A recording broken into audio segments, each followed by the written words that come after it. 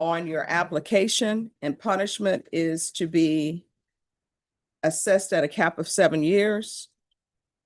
And there's to be no contact with UT Health Science Center except for medical treatment. Court is calling 2025 CR 006467, State versus Walter Prince. Could I have parties announced for the record for the state?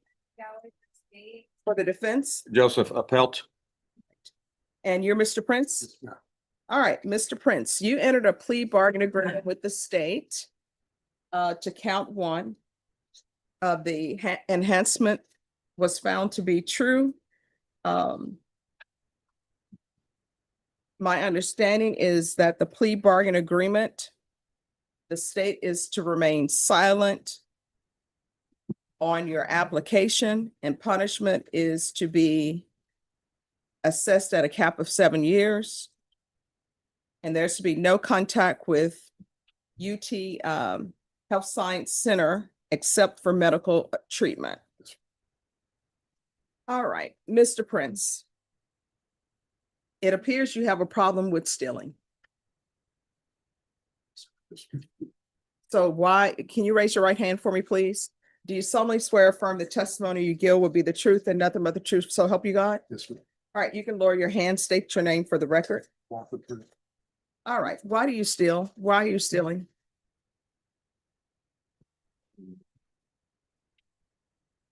Well, I mean, you do know, because it takes some thought to do it.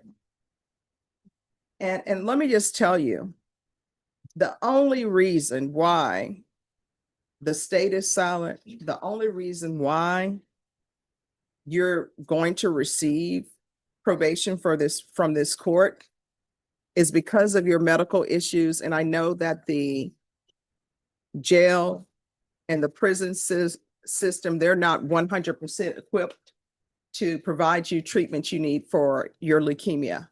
Otherwise, you should be going to prison.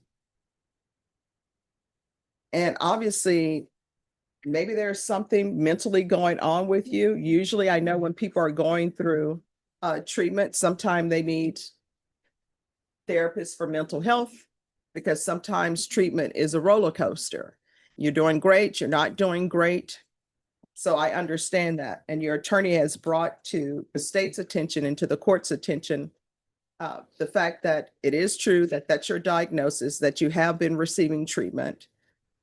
And that is why you've been at the Health Science Center. So this is what I'm going to tell you. I'm going to grant your application. However, I will only grant your application if you're applying for deferred adjudication. And I do have your application for deferred adjudication. And I'm going to place you on deferred adjudication. And you know why I'm doing that? Because if for some reason you were revoked, you're subject to the full range of punishment, and that's up to 20 years in the prison. So you had better not steal anymore. You understand? If you want things, you need to work for things, and you can not use the fact that you have medical issues as an excuse to steal. All right, this is what the court is going to do. The court is going to sentence you to 6 years deferred adjudication. The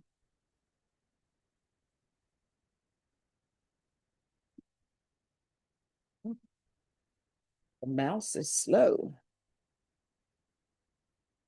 One factor and component that I think the court needs to be aware of as well, in his medical records, it does indicate that he has been diagnosed with partial idiopathic epilepsy with seizures. Okay. So that'd be a physical thing, not a mental issue. However, I'm not sure how that would be addressed other than through medical procedures and medical medication. Okay. All right. There's going to be 6 years deferred adjudication, regular reporting by Zoom or in person, regular random UAs. Are you employed? So how do you support yourself? I'll give assistance from my family. Okay, I cannot hear you. You're gonna have to speak up. Sorry. That's okay. I'm getting assistance from my family. Okay. And do you live with someone or you live by yourself? By myself. All right. Do you have any children? Oh, they're grown. All right. There's going to be proof of employment within 45 days or proof of SSI within 45 days. Or you can provide medical documentation that he's unable to work, and that needs to be done within 45 days. If not, he'll obtain employment, and he's not allowed to have any employment as a home health care provider or with minors. There's a $1,500 fine that will be probated. There's to be no contact with the Health Science Center except for treatment.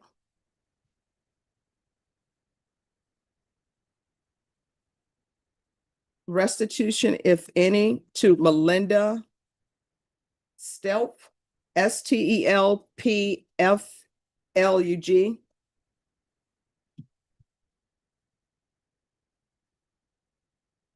There's going to be 100 hours of community service restitution.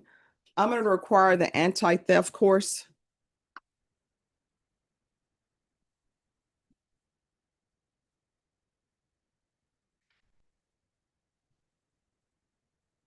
And Ms. Abrams, when is his MIC evaluation scheduled?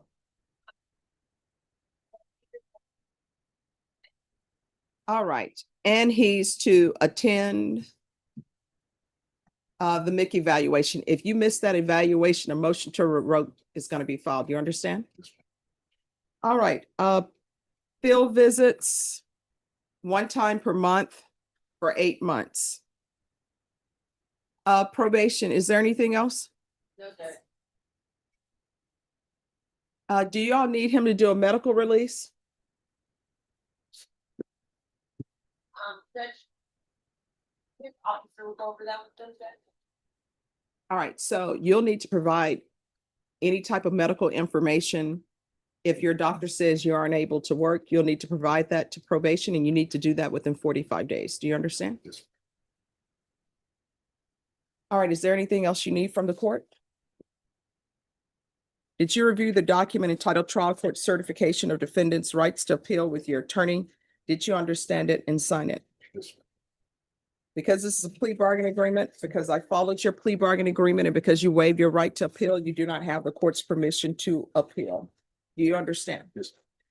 All right. You had better follow through on everything. Otherwise, it's not going to go well. You understand? All right, just have a seat. Probation will go over conditions with you. Laura Cruz.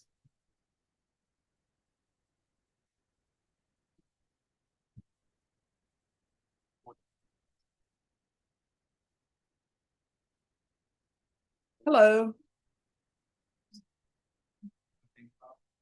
Johnny, where's your mentor, your mentee? She's over there. She should come up. One piece. Yes.